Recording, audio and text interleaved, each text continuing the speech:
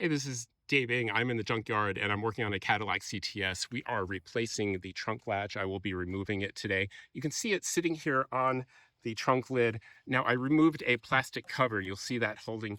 You'll do that. You'll remove that first. There is a little clip on the upper side of that latch that you're going to release. I use a small screwdriver to kind of like lift up on that, as well as at the same time you could pry off this direction, and that will come off, and that way we can pull down the fabric lining properly. There are two rubber stoppers that just are held on. You can pry those off as well. Well, that one came off fast.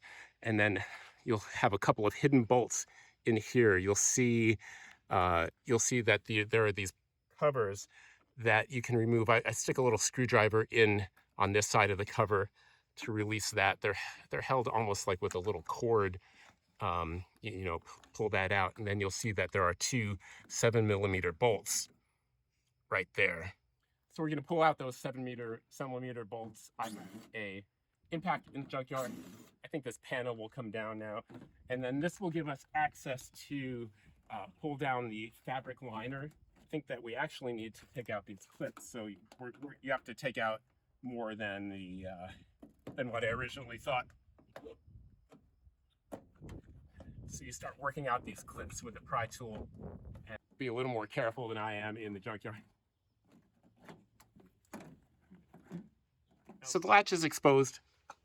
It's held on by two 10mm bolts. You'll want to release the electrical connector here. There's a little tab that you press down and pull out the electrical connector. It's I think a 4-pin connector on this latch. And then sometimes these bolts are actually Torx bolts, so you'll just find the proper size Torx for that. But if you'll see these are 10mm. And then I'll just zip that off. And that's it. So I'm back in the office, and I have a 2003 to 2007 CTS latch here, as well as the one that we're covering in this video for the 2008 to 2014.